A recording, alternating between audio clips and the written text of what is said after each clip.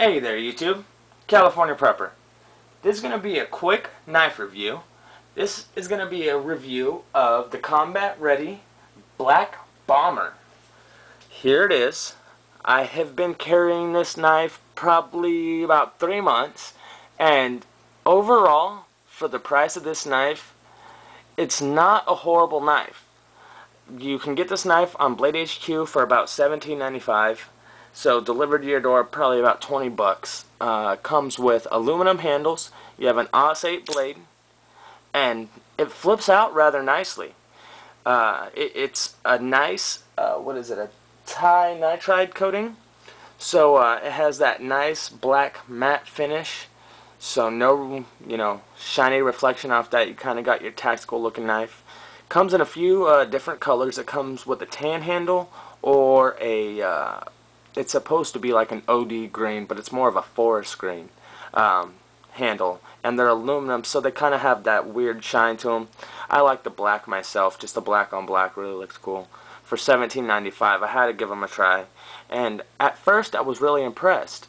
I looked on their website a little more, and I was really impressed with one of their designs. But I knew that I had seen it somewhere else. So I looked around a little bit, and I found out that most of their designs have been passed around from company to company. The knife I was into was a copy of, I think it was the Boker Mini Commander or something like that. And Boker actually sold it for like $14 less. So I was kind of mad at the fact that I was going to buy that knife, and I found out that I can get the same exact thing with, Boker's name on it for almost $15 less. Now, it doesn't really change my mind about this knife, because this knife is its own knife. It's a pretty decent knife.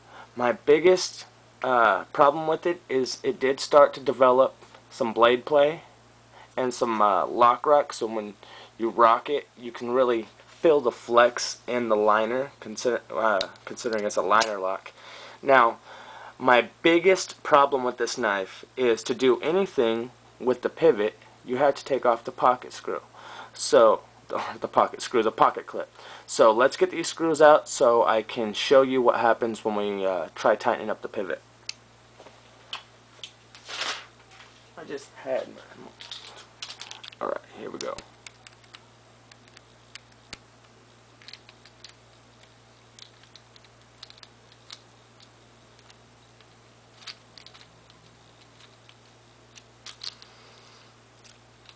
Okay, that's out of the way. Flip this around. Now, guess you're not supposed to do it while it's closed, huh? Release all tension, open the blade, tighten it all the way up. Now, this knife still sort of flicks out. You really gotta put some oomph into it. You might have to give it a little wrist motion. When it's that tight, it doesn't really want to lock up, so you have to really throw it in there. But you still have considerable blade play, and it's very tight now. You can hear it actually grind on the handle.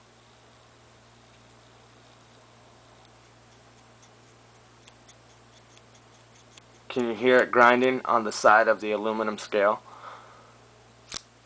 And it kind of flicks. You just really got to put some finger muscle into it. Other than that, it's a great little knife, but I can't keep it all the way tight, so it obviously is going to have a little bit of blade play, because I like my knife to fully deploy. Even with, with it that tight, it doesn't even fully deploy. You go to use that on somebody and you're going to end up hurting yourself. So you really got to be careful with that. But other than that, guys, for 18 bucks, it's a great knife. It really is. But I would actually just throw in another $5 or $6 and get yourself a Kershaw.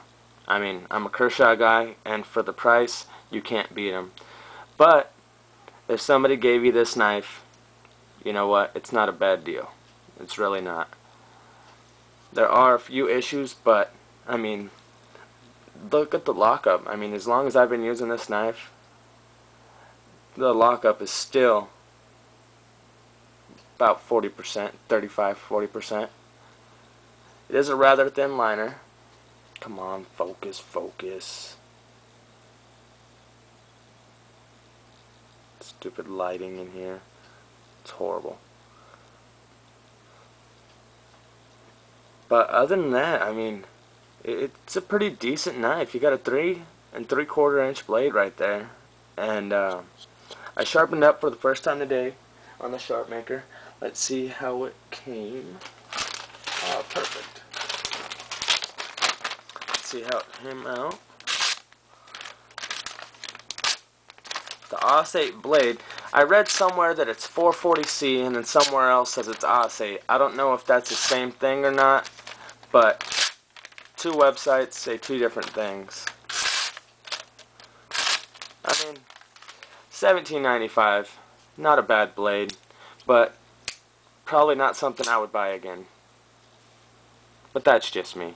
I mean, it's pretty cool down here. On the bottom, you have, they call it a chisel.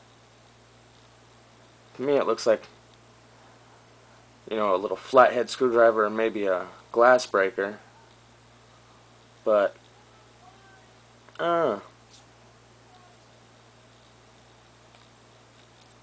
it's a decent knife, I guess. Not a bad design. Kind of looks like a bigger skyline to me with the blade shape. It's kind of why I bought it in the first place, was I really liked the skyline and wished it was a little bigger, so wanted to try something else out. But now I'm getting off subject. So that's it, guys. That is the review of the combat knives, or combat ready knives, Black Bomber. That's going to do it. California Prepper, I'm out of here.